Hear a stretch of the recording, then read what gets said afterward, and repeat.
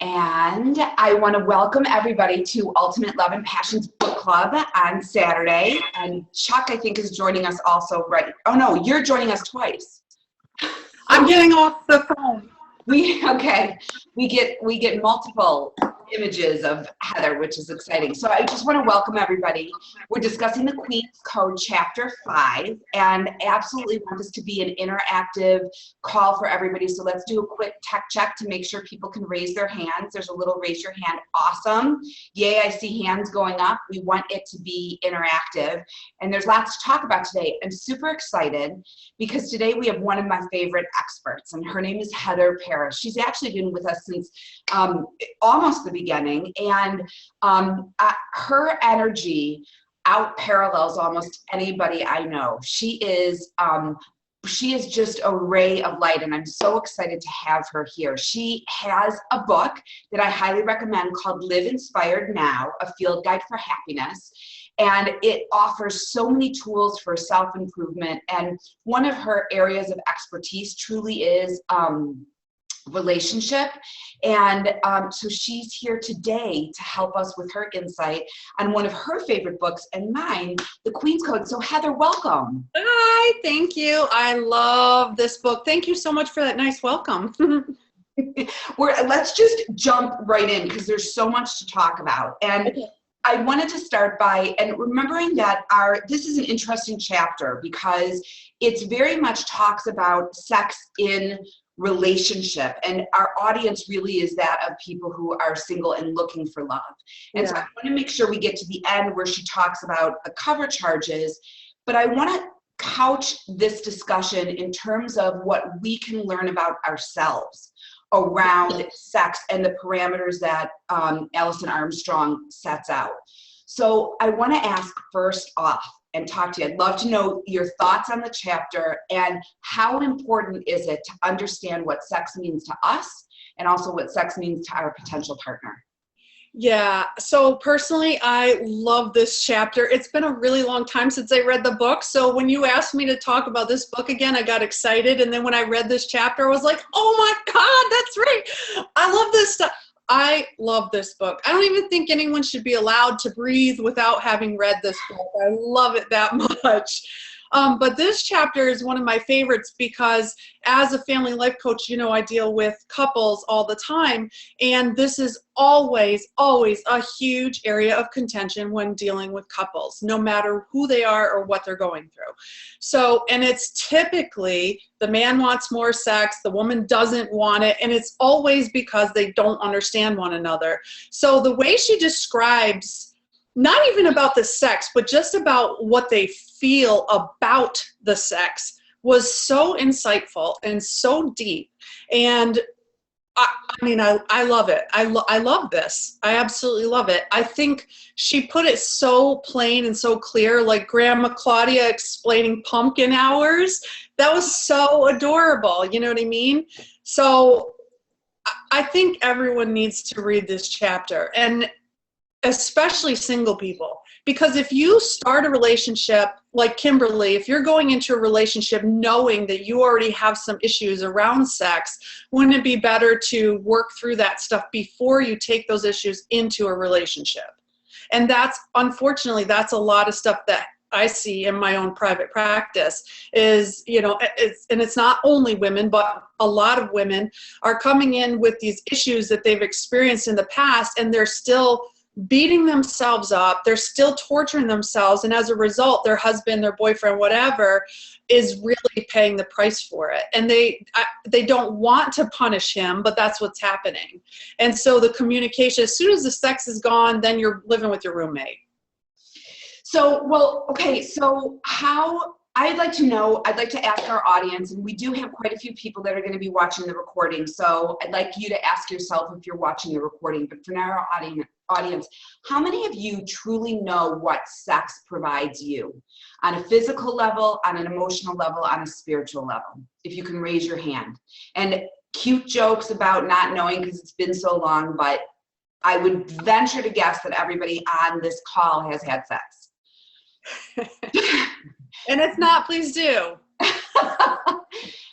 Okay, so the good or bad news is that people don't really ask themselves what sex provides for them. So I'd like to invite anybody, we don't have anybody that actually knows the answer or maybe wants to share, and it's okay if you don't want to share, but I'd love to hear, and I'll go first, but I'd love to hear from people about what you think sex provides you or what it did in the past, because it's a really important thing. If as I was reading this book, and I've shared with people on the board, for me this year is the tackling of two things that I've wanted to avoid. One is my body, and the second is sexuality. So I have used sex, sex for me has been a tool. So I understood that men wanted sex, so I made it my life's purpose to get as great as I could at providing sex in any way possible without receiving anything. My goal was to just provide. And so sex became a tool instead of a connecting agent.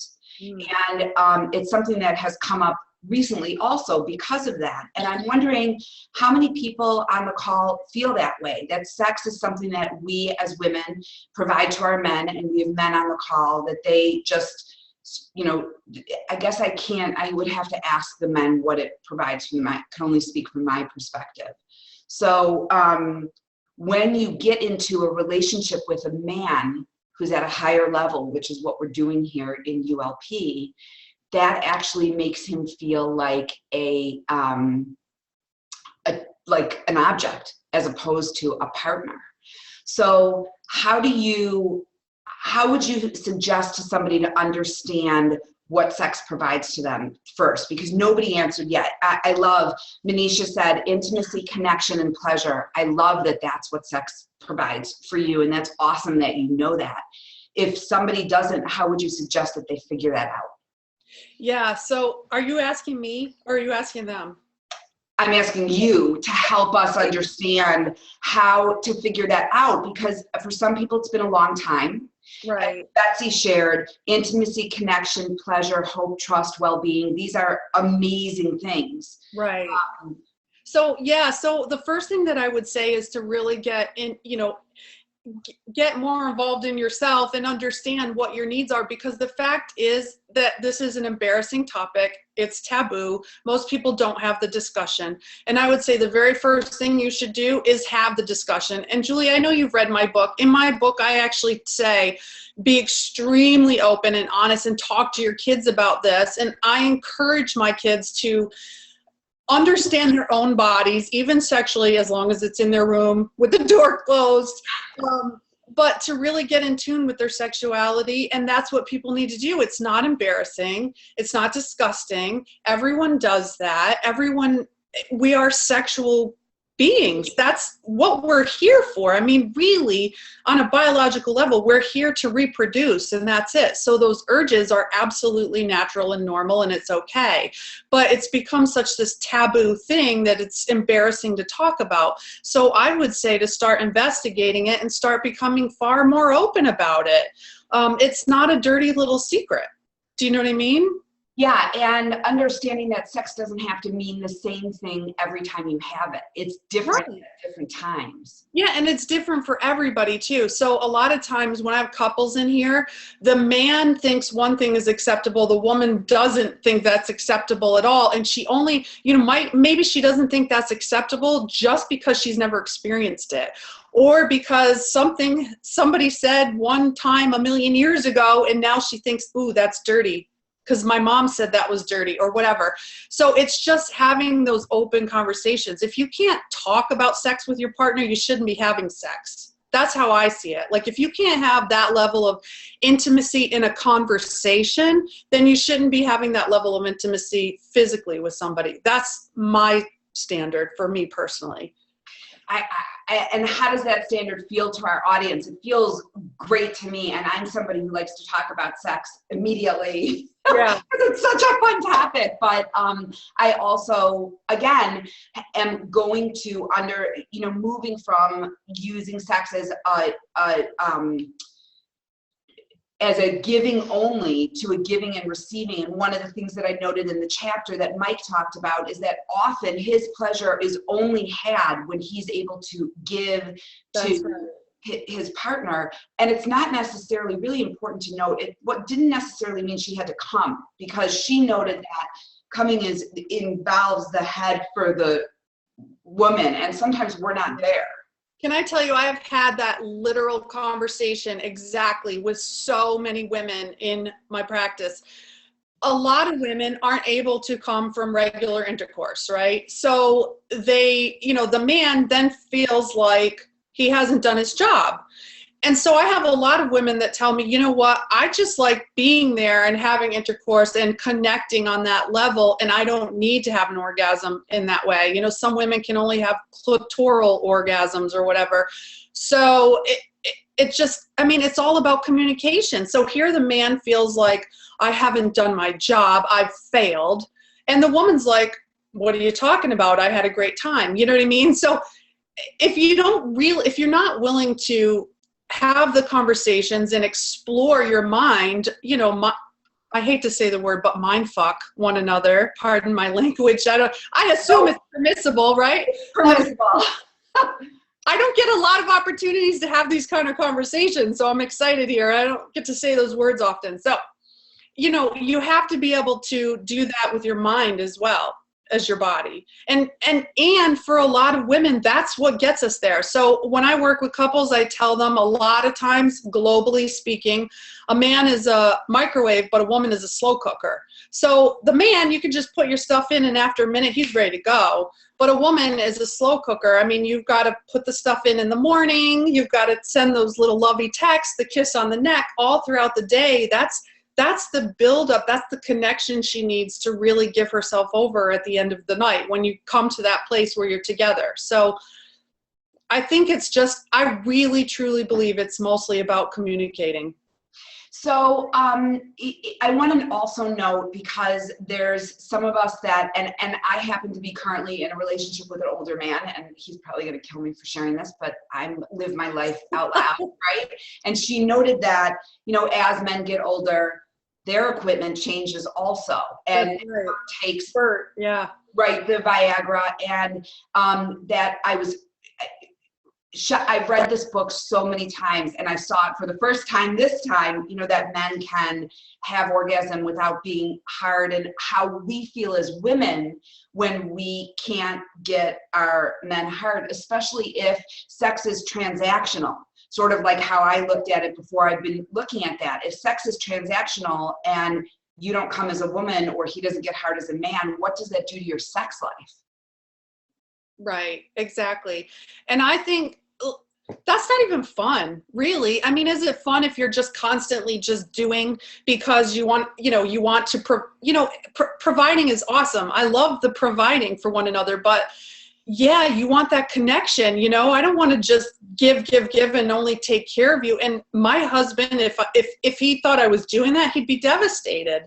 So, it's really about connecting with one another. And when when Bert said that he takes it because he wants to please her, it's not because he's some horny old man. I love that. And you know what? This is what happened to me one time.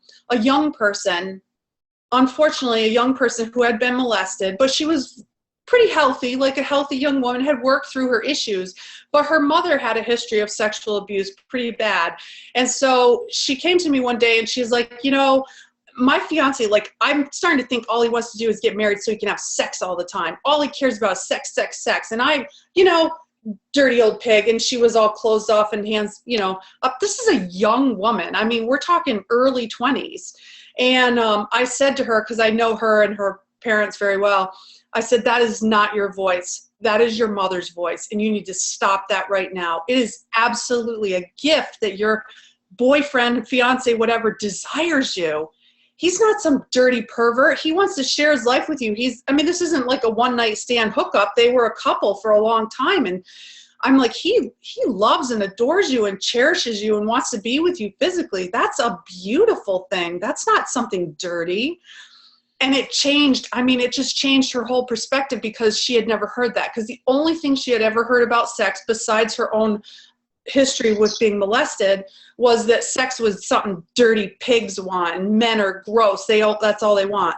And it's just not that way. It's just not that way. I find more than anything, at least in my own relationship, my husband just like shows up to please me. He's not coming at me to get anything. He's coming at me to do what he can for me. You know what I mean?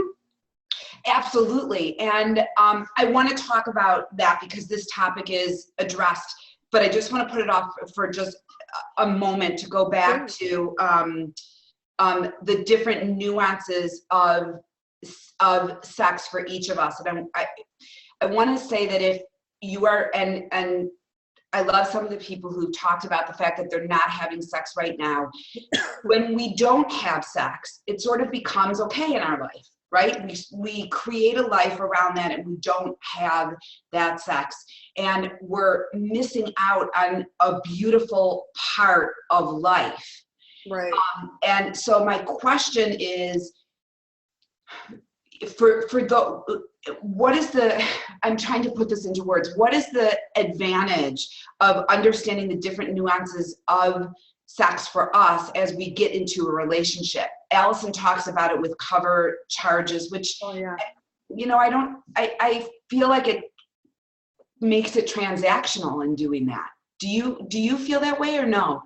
I think maybe. I mean, when I'm talking about sex, I'm talking about in a committed relationship. You know, I mean, I don't really want to get into the casual thing because I'm looking at sex as like a gift, something that you offer between two people who care for each other. I'm not saying that I think casual sex is wrong. I'm not putting any judgment on it at all. It's just that that's not really in my purview, so I can't speak to that very well. But sex in a committed couple situation is so important because, and I say this a lot to couples, have sex. I know you're angry. I know you don't like each other right now. Have sex for a month every single day and then tell me how you feel. Because you have to have that level of connection. And so I tell my couples, be intimate every single day. It doesn't have to be sex, doesn't have to be intercourse, it could be play, it could be stuff. I don't care what it is, but on some level, have intimacy. Because if you don't, then you just go to work. It's interesting that each of them developed, if you look at the conversation about what sex meant to each of them, they developed deeper connection through sex. Each of them said that. Yeah. So just cover charges, I think for me, is a thought process beforehand of what I'm comfortable with. I think and loving yourself. I just have to share, loving yourself means thinking about that ahead of time and respecting those boundaries. Right. So if you said to yourself, I'm not willing to, as you suggested, maybe Heather, have sex with somebody until I have that conversation and I can have that openness. Right. Or I'm not willing to have sex until whatever your boundary is. We've been dating for a day, a week, a month. It doesn't matter what it is. Right. As long as it's okay with you, right? Is that what you're saying? Right. And respecting that boundary, because I'm wondering if our listeners and watchers can understand that seeing what sex means to you, right? And understanding in the different areas, and then understanding where those boundaries are for you. So you may, no judgment anywhere, you may feel that having a one-night stand is great, and that is for people who you're not going to be committed to. And sure. And somebody who you think has a long-term possibility, you understand that for you, when you really do commit, sex on a physical level leads to the emotional attachment. Right? We have all those endorphins and the oxytocin that's released. And so you're going to wait until XYZ happens, a conversation happens, or a certain amount of time. I think that's so important, like you're saying, for our boundaries too, because like you're saying, as women, what do? I don't care if you're the healthiest woman alive. I've worked with thousands of people now, thousands of women, and I hear the same thing. We will use sex because we want that connection and we think that's what's going to give it to us. So if we have clear boundaries, I'm not going to have sex with this person until, like you said, XYZ, it doesn't matter. When you get to that point where you're like scared, and everyone's felt this way. Oh God, what if he doesn't like me? What if he leaves me? But everyone needs to have sex. I'm an adult. You know, I hear these justifications and excuses all the time. I'm an adult. I should be able to have sex with him. I'm whatever the excuse. Do not lower your standards. If you have that knowing, that inner knowing, and you know what your boundaries are, then yeah, you stick to them. I'm right with you. And Allison gives some beautiful tools here in how to have these conversations, in how to talk about pumpkin hours and signals and jump starts and all of those things. And I'm wondering how many people would feel comfortable having these conversations, and how far into dating would you have these conversations? What's been your experience, Heather, in facilitating these conversations? Because as you said in the beginning, sex is so taboo for it is people. So it's been my experience that sex and these conversations around it are terrifying, even in long-term couples who have been married for 20 years. Not only have they never had these conversations, but they're not willing to have them now. But what happens when they come in with me, at least, is that it's helpful, I think, to have that buffer, to have somebody else asking the questions. So I've had couples that have been married for 20 plus years, and I've said the things like, are you comfortable with blowjobs? You know, are you comfortable with this? And, you know, it's a little awkward at first, but I think with somebody else facilitating it, it makes it a little bit easier. But for new couples who are getting started, I would say put on your big girl boots and get brave and have the conversation. It's the difference. It is literally the difference between a mediocre average relationship and a relationship that you would expect to get out of ULP, something very high level. I know in my past relationships, and I've been married, you've read my book, divorced, a lot of experience. I've never had those conversations, and every one of my relationships was crap, to be honest. And then when Thad and I got together, I was like, you know what? Come hell or high water, I'm laying it all on the table. I don't care. I've been divorced, married, remarried, divorced. I'm not going through this again. If this is the relationship that's gonna be the relationship, it's going to be open and it's going to be honest. And Thad and I laid everything out, and we still do to this day, even when it's difficult.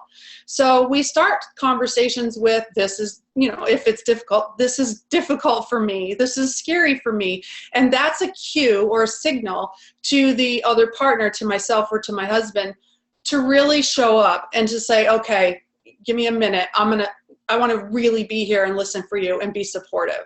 So I think when we ask our partners to be supportive, that gives them an action thing that they can do, and they love it, especially men. When I ask Thad for help on any level, he is so thrilled, right?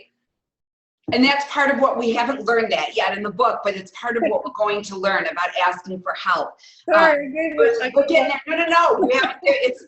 We can jump into that, but I want to share that. So many people are afraid to have those conversations, and the people that are on this call and that are listening to this call, the majority of you have walked across hot coals, and yet this seems even scarier. And I want to share a story that Allison shares, not in the book, but if you are familiar with her work, if you listen to her stuff, she shares the conversation about when she met her now husband, who, just for the record, was not her type. And Allison talks about that, right? And she wasn't sure that she had passion with him, and because of that, she had nothing to lose. And Kimberly, they talk about that in this chapter about not dating your type. But she was, because that oxytocin and those crazy hormones that get started when we're like, oh my God, you know, this person is gorgeous, or this person is whatever it is. She laid out that she said to him, I want to stay home. I want to have kids, stay home, and I want you to take care of me. Like, holy shit, that's kind of a big thing to say. And his response was, great. Like, I want to provide that to you. Yeah. So she's leading the way. For just owning yourself, what you need, and laying it out there. Can you maybe give some tips to people who have fear around that? Yeah, well, I mean, it's funny. The thing that I picked up on what you just said is her now husband. Her now husband, because I have a now husband, right? I had the wrong husbands, and now I have my now husband. And I would say the braver you are now, the better chance you have of having your first husband be your now husband. Really. I mean, put it out there. If you want to stay home and raise kids and not work, put it out there in the beginning. I just this week, my blog post was about instead of finding like-minded people, and I said that in my Valentine's Day video, and I stand by that, don't look for like-minded people, look for like-valued people. Because Thad, my husband Thad, I thought he was a jerk when I first met him. We didn't have, it was nothing in common, really. I mean, I really, truly thought he was a jerk. But what we did have in common, and this we only discovered through deep conversations, was that we were very like-valued. We valued all of the same things: family, trust, honesty. He had been through the ringer of an abusive relationship. I had been through it. I mean, we didn't want that garbage anymore. So the best thing that comes out of horrible relationships is you know how to do it better in the future. But if you just start in the beginning with really being honest and saying what you want, you don't have to go through all that grueling garbage to get where you are, to get your now husband. Does that make sense? It does make sense. And part of dating is discovering whether people have those like values. So you're not having this conversation, just to be clear, in the first date. In the first date, you're getting to know people and you start to understand their values. And then when you have that feeling like you might be a like-valued person, which is so brilliant. And I just want to share with everybody, like-valued people might not be physically attractive to you in the beginning. And that's right. Right. When you figure it out, not only do they become attractive, they meet your needs on every level. You're exactly right. It's often, that's a hard thing to put across, and one of the things that we're working on at ULP in our dating platform, because typical online dating platforms is strictly, right, whatever their picture looks like and their stats, how tall they are, how big they are, how rich they are, whatever it is. So it needs to be something different, and understanding your needs. Ramat talks about the needs conversation that Allison has, and Claire's introducing a needs exercise that's coming up for everybody. Understanding your needs, and especially when it comes to sex before, is super important. Yeah, and I think also when you get to that level of trust with another person and you find that like-valued person, being able to explore your boundaries together. So not individually, but together. Like, okay, maybe we will talk about doing this. Let's have that discussion. Maybe you push your boundaries together. It's a way to go and grow together. I just want to point out too, one thing with all these people who are constantly looking for like-minded people with similar interests and all that crap. You will get bored if you meet somebody, and I think does she touch on that in the book? If you meet you, you will be bored. Yeah, there's fireworks in the beginning because you're all excited. You're all like, go, go, go. We can hike together. We can bike together. He is so energetic and enthusiastic, just like me. And then 2, 3, 4 weeks, months down the road, you're like, what the crap? This is boring. You want somebody that challenges you. You know, I've seen it 1,000 times. As soon as somebody comes to me and says, wow, there's fireworks, I think in my head, oh God. Right, it's right. And Jesse's asked, can we start personalgrowthmatch.com? That's what the ULP dating platform is. And we're doing beta tests right now. Thank you. Oh. So it's going to be launched very soon. And it talks about making introductions and understanding people based on values and based on your love languages and your 6 human needs. And we go through all of the stuff. It's up to you how deep you want to go, but it talks about values. What are your values and what do those mean to you, and how committed are you to living your values? Right. Right? Yeah. You know what's funny? When I was dating, before I was dating Thad, I said the next person that I get married to will be the last person that I get married to. I don't want to go through this bullshit anymore. So I made a list I went through and I'm like, he has to be a firewalker. He has to know who Tony Robbins is and have at least gone to a UPW. He has to know personal growth and development. He has to love The Secret, the law of attraction, all this crap, right? So then I meet Thad, and this was one of the reasons why I thought he was a jerk. He didn't even know fire. He thought I was nuts. What are you talking about, firewalking? What the heck is that? He didn't know who Tony Robbins was. He had never watched The Secret. He was a meat eater. I was a vegan. I mean, absolute mismatch. And marrying, he's my best friend, you know, and that's another thing too. I'm not sure they address it in the book. I don't remember, but being friends with somebody, because the love comes and goes. It ebbs and flows. It really does. I mean, your feelings, that titillation and excitement, that you have a couple of kids and that wanes, you know what I mean? You want to be friends. Yeah. I want somebody that I like and love. And that's why it's so great with Thad and I, but I didn't know that in the past. Can we talk about having sex more than you want to? Because that's she talks about this, and Allison changes it a little bit. So instead of thinking that you don't want to have sex, she changes it to say, what are you providing for your partner in that moment? You might not necessarily be in the mood, but if you knew you were providing XYZ for your partner, you would still do it. I sort of struggle with that. Betsy, I'll get to your question in just one second. I want to talk about that. I mean, what do we do if the guy wants to have sex more than we do, or the girl wants to have sex more than we do, and we're not in that place? I say have sex every single day, and Thad and I do. I'm so lucky that he knows that he's okay with me talking about this stuff, but we literally have sex every single day, and it's not always this firework amazing thing. Sometimes it's like, well, we've got to do this, let's do this.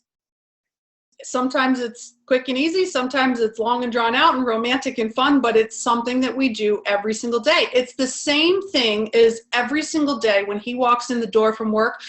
I don't care. I mean, I literally don't care what I'm doing. I get up and I walk over and I greet him, because that's what I do. And that's what I provide for him. And every single morning, we have a big, long kiss before he leaves for the day, no matter what. It's a habit. These are habits that we've established because we want to keep our relationship awesome at all times. And it has been. Do you know, in all the years we've been married, we have literally, and I'm not exaggerating, we have literally never once had a fight. We've disagreed about things, but we have never, ever once had a fight. It's because no matter what's going on, we always come together at the end of the night. So I have to ask this question, and then I'll ask Betsy's. Do you feel in any way that saying that you're having sex every day devalues it in any way, or no? I don't think so. I mean, we kiss every single day, and that never devalues it. You know, I get up and greet him every day, and that never devalues it. He texts me like almost every day and says, hey, beautiful, hope you're having a great day. That's never devalued it. He brings me roses. I've never gotten sick of them. Do you know what I mean? It's the nuances of sex. It's the exact thing that she's talking about, that sometimes there can be a quickie and sometimes there can be just kissing, but you are connecting in that deep, intimate way. Right. And it's never abusive. By the way, I mean, just as a side note, that's not to say like 2 years ago when I had the flu, we didn't do it then. You know what I mean? Like there's times, right. There's times where sickness or something, you know, he hurt his back really bad on the tractor. No, obviously we don't do it like as a religion, but we do it every single day as our relationship. These are our relationship habits so that we are committed to excellence. I mean, that's just like exercise every single day. Why? You don't want to do it, but if you don't do it, you get fat and you don't feel good. I mean, you have to do it because you feel good. Now, some days when I exercise, it's amazing. I feel like, yeah, man, I really kicked ass. I really did a great job. And some days I'm like, ugh, just trudging through, but I do it Because I know it's important for my health. Well, sex, kissing, intimacy, I do it. Why? Because it's important for my relationship, for my brain chemicals, and it makes me like him more, and vice versa. Betsy's question is such a good one. With you and Thad being so opposite in the beginning, how did you close that gap with so many contrasts between you and different from what was on your list? Yeah, we didn't do anything. It naturally and organically happened because when he came to, for example, when we got married, he was a meat eater, I was a vegan. Now we're both vegetarians. So I loosened up, he loosened up. But in the beginning, I never, listen to what I'm saying, I never, ever, ever once tried to force anything onto him. He never, ever, ever once tried to force anything onto me. Now, this is a nuance. This is the difference between inspiration and motivation. And you know I'm huge on this. This is my whole life is based on this. You will never, ever, ever bring anyone to Jesus through force, if you know what I mean. You cannot force somebody into something. You can use your power through inspiration. So we got married and I said, look, I'm going to cook because that's what I do. I like to cook, but I'm not comfortable cooking meat. So would you mind making your own meat? Sure, no problem at all. We had an agreement in the beginning. Well, after a while, he's like, gee, what you're making looks really good and it smells good. I'll just eat that. And after a while, he was like, yeah, I don't need meat. And then after a while, he was like, I don't ever want to eat meat again. I literally never said one thing about it. So, and I loosened up on my end too. And there's things like I didn't hike, but he liked to hike. I'm like, well, that looks fun. So now, you know, we have a compromise. We hike, but we don't go ups. We only go, we only go levels, you know. Or if he goes up, I'll wait at the bottom kind of thing. I mean, we just let it happen organically. And when you take away trying all of your expectations and trying to control another person, things just happen magically and organically, and you don't have to bridge any gaps.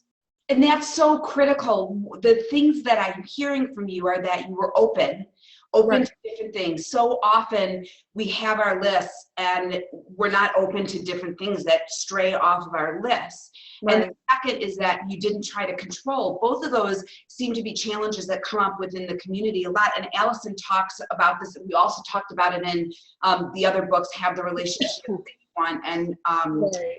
Open Her, and about control and giving that up. And I just want to share, there was a beautiful post today from a gentleman on ULP who posted 100 things, most of which were checked as musts. And my response to him will be, as you guys will all see, is that with all of those musts, it's going to be super hard to find love. And you will, it just is going to take a lot longer time. So the question for those that are reading this book, especially as we look at sex and what sex means to us, and bigger than that is, what really are your musts? Like what are your musts around sex? And what are your musts in general? Because if Heather had said a must was being vegan, she wouldn't be with her now husband. So the question really is, if everything else were present but this were absent, would you be okay with that? Right. And do that for each one of your musts. But Julie, I tell my single people, don't have any musts. I really do. Have boundaries, but not musts. Know what your boundaries are, but don't put your expectations onto other people, because by saying they must have something, again, you're setting up yourself for disappointment and you're putting expectations on other people, which we know doesn't work, you know? So instead of having must, I would say create your own boundaries. So my boundaries are, I will never eat meat. That doesn't mean that he can't or whatever, right? So once I learned that my boundaries were my values and that's it, and I'm not going to put them on anyone else, and was able to be open to other people, that's really when the magic happened. It really is. And we have, I mean, you know our story, but we have a magical tale. He had 3 kids. I have 3 kids. They're all the same ages. We're the modern day Brady Bunch. The only way that I was able to see his values was because I was open to him, and because I had taken in a kid that wasn't mine, who got thrown out because his mother was a drug dealer. I took him in, but he couldn't stay with me any longer for a million reasons. And so I had asked Thad if he would take him in. And Thad was like, yeah, sure, bring him over. What? Like, I was, blown away by his compassion and his generosity to share his home. And that's really what brought us together. Me being open enough to see his values, but never putting musts on another person. I have musts for myself, but not for the other people, if that makes sense. I think it's just a little bit of a tweak. It's a nuance, and the core concept remains the same, which is that we create boundaries for ourselves. Right. Won't go outside of those. So an example might be, and do you consider this a boundary, just for clarification for purposes? For me, smoking was a boundary. And so I would have called that a must, like he must not be a habitual smoker. But you might term that as a boundary. Yeah, that's a boundary for me. Absolutely. I wouldn't be around a smoker. I don't hang out with smokers. I wouldn't have dated a smoker. That for me, that's a boundary. But yeah, you're right. That could be a must too, if you want to call it that. I just don't like to put anything else on somebody else, because it causes us to judge. And I don't want to do that. So I like the boundaries for myself. For myself, my boundary is I won't be around cigarette smoke. And even cigarette smokers aren't bad, but that habit that they have is one that I can't be around. That's a brilliant distinction. And Allison mentioned that too, the mindset, the difference between boundaries and must. I do almost think that must creates an expectation for the other person, as opposed to being truly about where we are at. Correct. Yeah. Yeah. And the person who, just to bring it back into sex, sorry. I don't want to just straight too far. Yeah. I could talk to you forever about. I know, right? That's right. To bring it back into sex for a second, those boundaries, it doesn't make the man who wants to have sex on the first date, or the woman for that matter, forgive me, bad in any way. The question is it a boundary for you? That's exactly it. Exactly. Yeah. This isn't about judging behaviors. It's just knowing what's appropriate for yourself. Absolutely. So just if we can talk just for a few minutes about the concepts that come up in here. And then I do want to have you talk for just a minute or two on molestation, because she talks about that in the chapter. I just want to address everything. She talks about pumpkin hours. Yeah, I love that. I love that too. Can you just talk a little bit about, I'm just flipping my pages in the book to get to pumpkin hours and signals. I sort of was confused about what the signals are versus jump starts. Like a signal is letting the guy or the lady know that you're interested in sex, and a jump start is, this is going to get me going. I think the jump start is like, this is no questions asked, no foreplay needed. Let's just jump right into it. I think that was I got a little confused with that too. So signals are, hey, I'm in the mood, let's go get frisky. But a jump start is, hey, get upstairs right now and get naked. I think. A different, maybe on the continuum of things. Yeah, right. And again, as we're dating, important to know what those are. Like, what if, rubbing the small of your back is you're like, let's have sex now, and he doesn't know that. So he's just, Yeah.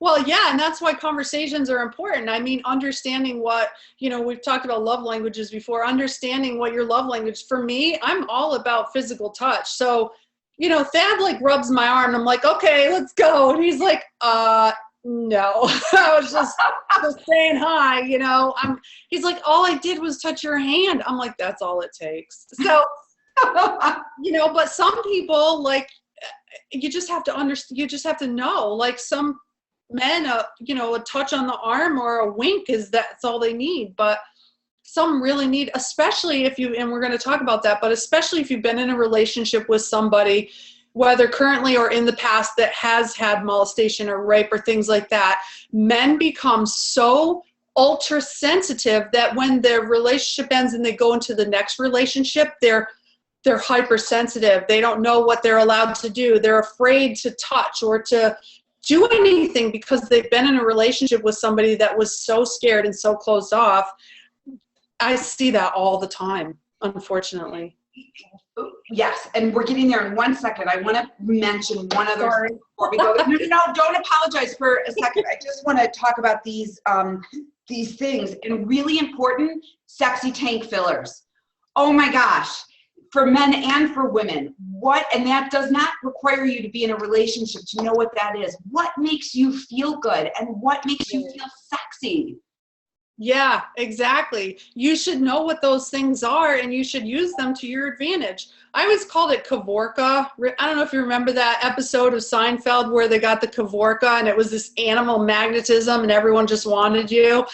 So that's why, like, sometimes, it's time to turn on the Kavorka. That's your charm or whatever. It's that thing that makes you feel sexiest, that thing that you need to do to put yourself in there. And I think it's important. I really, really think it's important. Before you get into a relationship with anyone else, you need to know what your boundaries are and what makes you feel good and what makes you feel sexy.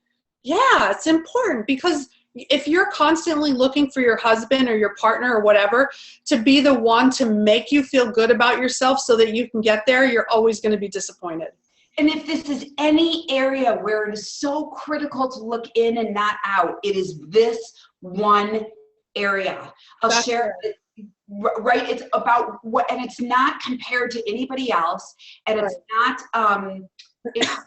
It's what rings for you. So I was lucky enough to be on the relationship trip with Tony Robbins and his platinum partners. And he took all of the women, he has Sheila Kelly come to teach the S Factor, which is pole dancing.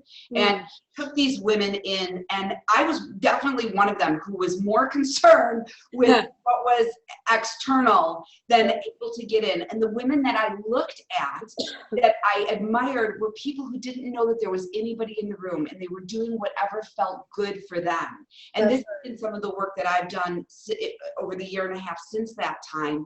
And I cannot say that enough to this crowd. Look in. Who cares if that person, Sexy isn't about, how you look, how much makeup you have on. It's about what makes you feel confident. And that is it. That is it.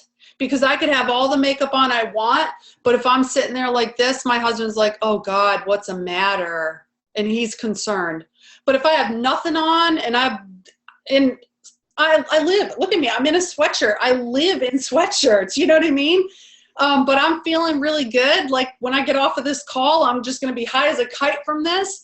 And he's going to be like, oh God, you look amazing. You know what I mean? And it's the confidence. That's all it is. Confidence is really the most sexy accessory you could get. If we can invite everybody to have their inner critic sit next to them when they're spending some time figuring out what their sexy tank filler is, right? Hugely helpful too. Yeah. Right? Yeah, absolutely. Because your critic is often your worst enemy. And for men, what is it? What is it that makes you feel hottest? Is it post to, I mean, I don't know, because I'm not a man. Is it post a workout? Is it after watching, a great, whatever it is that makes you feel that way? It's about you and how you feel with nobody else looking. That's right. Yeah, I mean, my husband would probably tell you the tractor.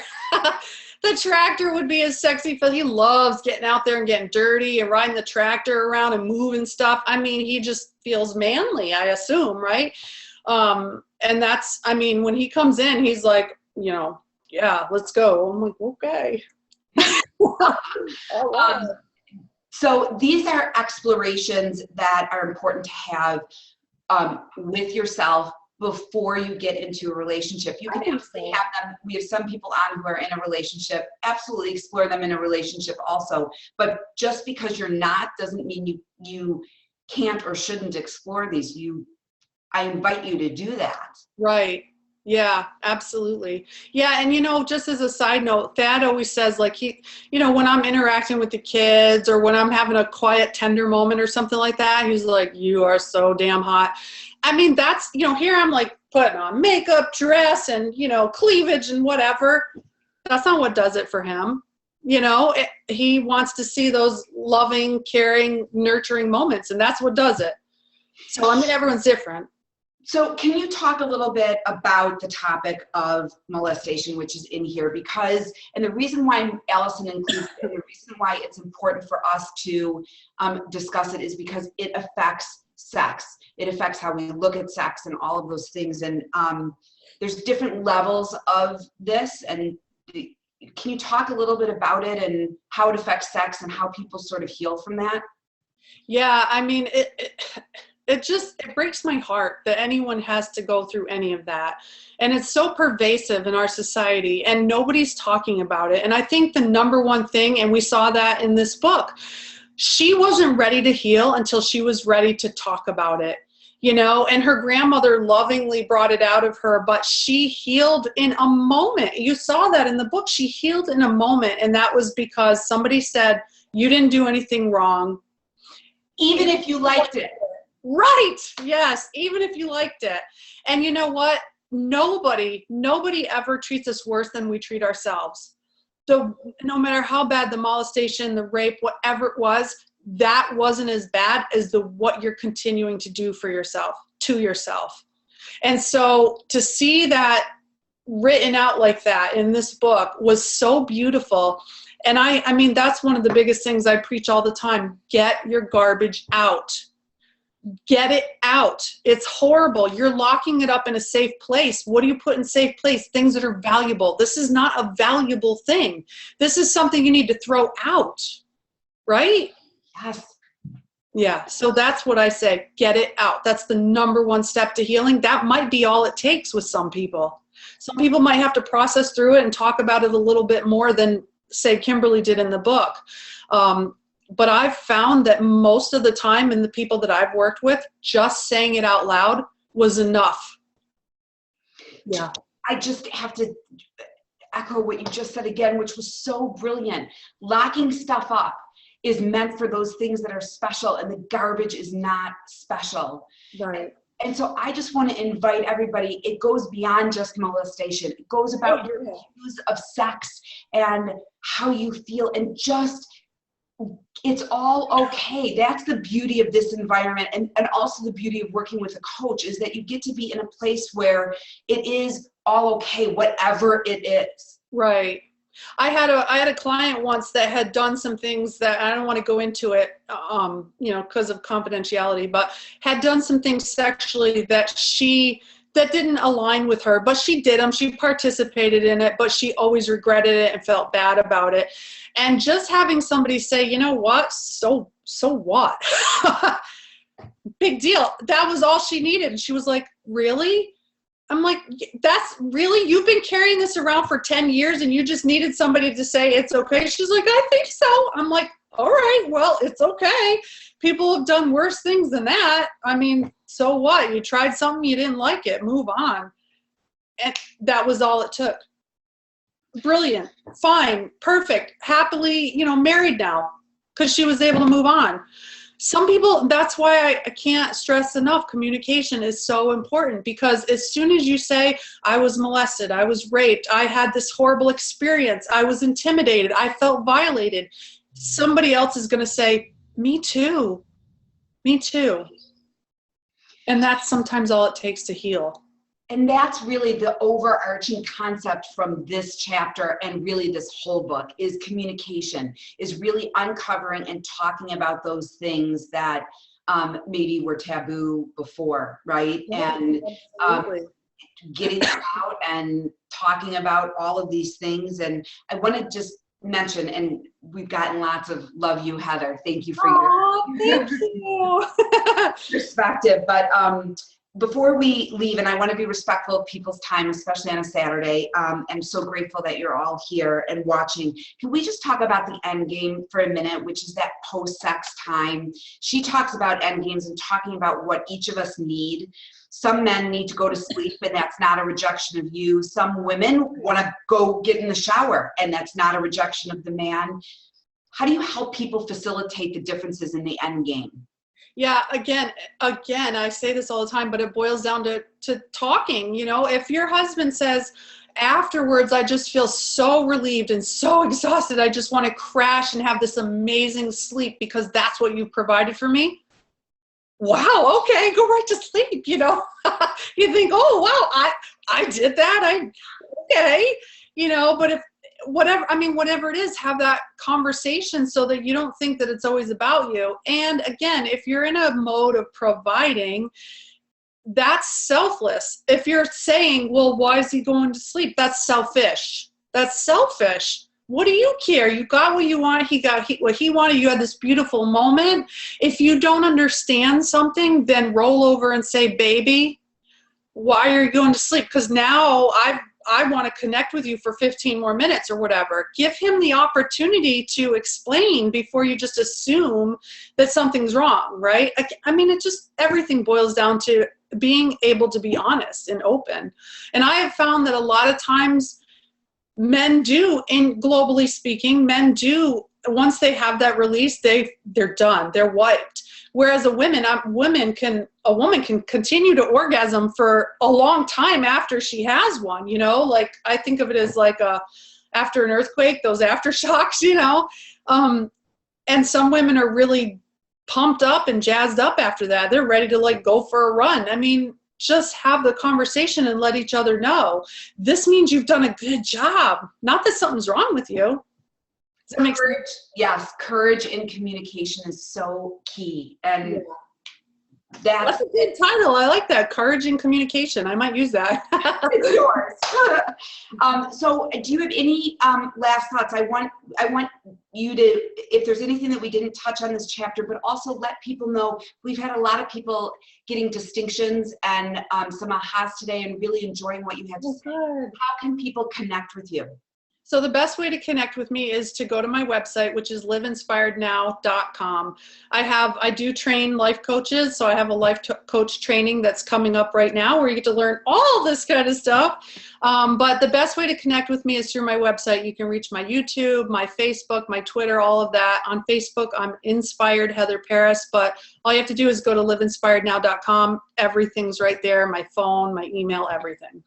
And Heather is one of the most open, generous spirits, as you guys have been able to see today, and it really has insight that comes through her. It's just amazing. So Heather, thank you so much for talking to us today about the book. And I encourage anybody who, no one got to, oh, okay, right, yes. Linda asked about interaction. I have an answer for you that I'm going to post about that shortly on the group, Linda, so I'm going to address that. But I just want to share that if people have questions or want to get further clarification, they can also PM you on Facebook. Oh, absolutely. Or tag in the group. Heather's in the group. I pull her into threads every now and then, and check out her Valentine's Day video. There's some great advice in there too. So thank you, Heather, so much. Julie, thank you. I always love being here. And I love you. You're so wonderful. Thank you for this group is amazing. Seriously, I tell people, everybody about your group because it's amazing. Because if I have a client that comes in and is looking for love, I want them to find it in your room because I know the quality of people that are in there. It's phenomenal. So thank you for all that you're doing. It's super reflective of the people that are on and the people that listen to this replay. We have the unique, amazing individual. So, and I love that love is found there. So thank you. And I hope everybody has an amazing Saturday. We're back on Wednesday with Have the Relationship You Want and Open Her. And then again next week for the Queen's Code. So we'll see you all soon. Bye, everyone. Thank you, Julie.